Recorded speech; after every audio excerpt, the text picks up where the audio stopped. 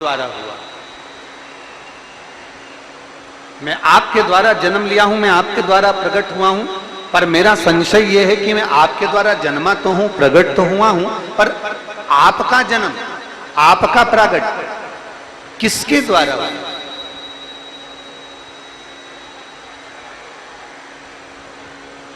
आपका जन्म, आपका प्रकट किसके कारण हुआ? मुझे वो जानना। और बहुत सुंदर संवाद है महाराज। शिव महापुराण कहती है, भगवान देवादिदेव महादेव का चरित्र कहता है। भगवान देवादिदेव महादेव का चरित्र कहता है, जब मन में, हृदय में अगर थोड़ा सा भी संशय आपके अंदर आए, शिव महापुराण की कथा कहती है, भगवान शंकर का चरित्र कहता है, देवादिदेव महादेव का चरित्र कहता है, मान लो आपके अंदर अगर थोड़ा भी संशय आए, थोड़ा सा भी संशय अपने भीतर प्रकट हो, एक अंश भी अगर संशय हमारे भीतर है, तो शिव महापुराण की कथा कहती है उस संशय को मिटाने के लिए सबसे पहले देवादिदेव महादेव के पास में जाओ। थोड़ी सी भी विषम परिस्थिति चल रही है,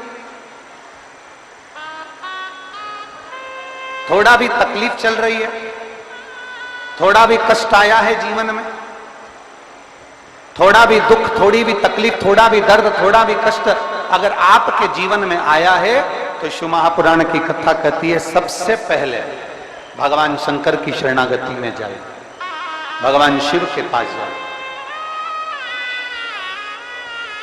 सबसे पहले भगवान शिव के पास पहुंचे और भगवान शंकर के पास जाकर अपने हृदय से, अपने दिल से, अपने मन से, अपने भाव से भगवान शिव को अपने मन की बात देवादिदेव महादेव को कहना प्रारंभ करें।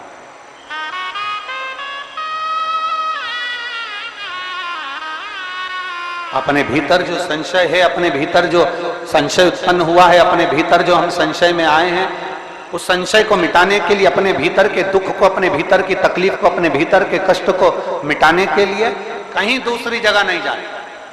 शिव महापुराण की कथा कहती है, अगर जीवन में दुख भी आया है, तकलीफ भी आई है, कष्ट भी आया है, पड़ोसी के यहाँ, रिश्तेदारों को, नातेदारों को, कुटुंब को, कबीले को जाकर कहोगे, वो दुख मिटने वाला नहीं, वो संशय समाप्त होने वाला नहीं, वो तकलीफ समाप्त होने वाली नहीं, वो दुख समाप्त होने वाला नहीं है। अगर जीवन में संशय आया है, जीवन में अगर तकलीफ आई है, जीवन में अगर कष्ट आया है, तो हमें शिव की शरणागति ग्रहण कर लेना चाहिए।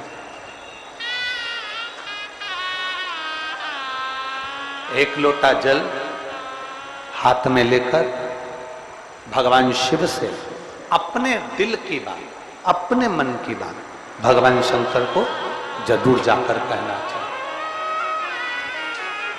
अब कल जब कथा हुई, कथा होने के बाद किसी ने पत्र दिया था, वो पत्र हम जहाँ राहुल जी अग्रवाल जी के यहाँ, जहाँ हम लोग राहुल रोहित अग्रवाल जी के यहाँ भवन में, होटल में ठहरे हैं, वहाँ वो पत्र है। एक पत्र किसी ने भेजा और उस पत्र में, उसमें उन्होंने लिखा कि मान लो हम किसी मंत्र को, हम किसी साधना को, हम किसी शब्द को नहीं जानते और हमें भगवान शिव से अपने दिल की बात कहना भी नहीं आती।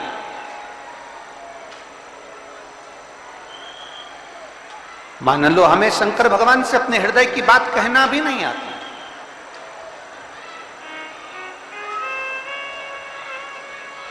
हमें अपने मन की बात भगवान देवादिदेव महादेव से कहना नहीं आता, तब हम क्या करें? तो शिव महापुराण की कथा बड़ा सुंदर बात कहती है कि जीवन में कितनी भी तकलीफ हो, कितना भी कष्ट हो, कितना भी दुख हो, जब हम एक बेलपत्र लेकर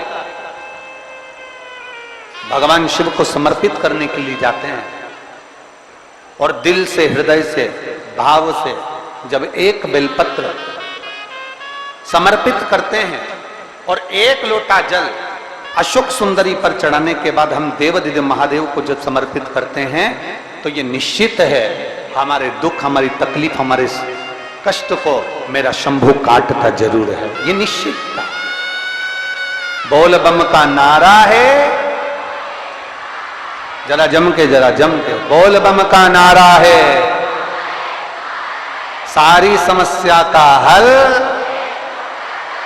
जब हमारे भीतर कोई तकलीफ होती है, हमारे भीतर जब कोई कष्ट होता है, हमारे भीतर जब कोई दर्द होता है, हमारे भीतर जब कोई दुख होता है, तब हम देवदिव्य महादेव को एक लोटा जल समर्पित कर कर अपने हृदय की बात भगवान शिव से जरूर कहते हैं, जरूर कहते हैं।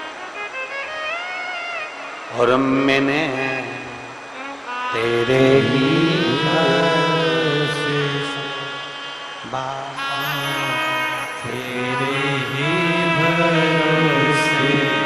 भोले तेरे ही भरोसे हवा विच उड़ती जावांगी, बाबा डोर हल्को छठी नाम निकटी जावांगी।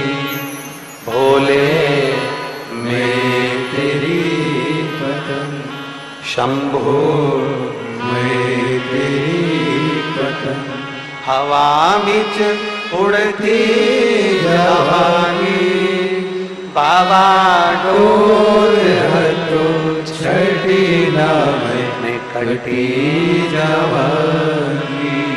ओ भोले मैं तेरी पतंग, शंभो मैं तेरी पतंग। शिव कथा कर रहे, एक आस, एक विश्वास, एक भरोसा, एक दृढ़ता धारण कर कर जब हम शिव के करीब में जाते हैं, एक आस, एक विश्वास, एक भरोसे के साथ जब हम देवदिव्य महादेव के नजदीक में पहुंचते हैं तो महादेव सुनता है।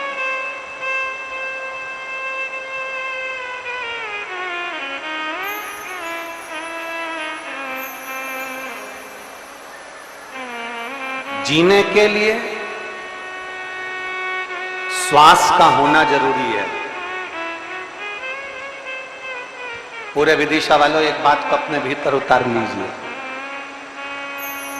जीने के लिए श्वास का होना जरूरी है और परमात्मा को पाने के लिए विश्वास का होना जरूरी है।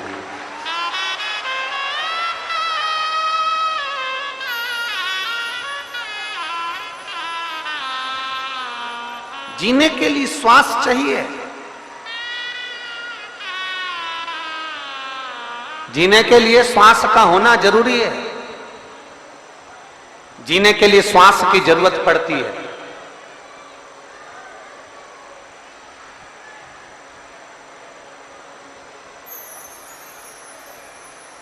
पर जीने के लिए श्वास की जरूरत है, पर परमात्मा को पाने के लिए श्वास से ज्यादा जरूरी है तुम्हारा विश्वास। उस परमात्मा को पाने के लिए तुम्हारे विश्वास की जरूरत है, तुम्हारे भरोसे की जरूरत है, तुम्हारी दृढ़ता की जरूरत है, तुम्हारे विश्वास की जरूरत है। एक भगत की कथा आती है,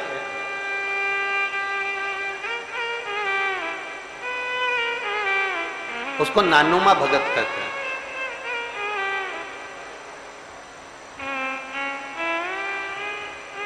दक्षिण में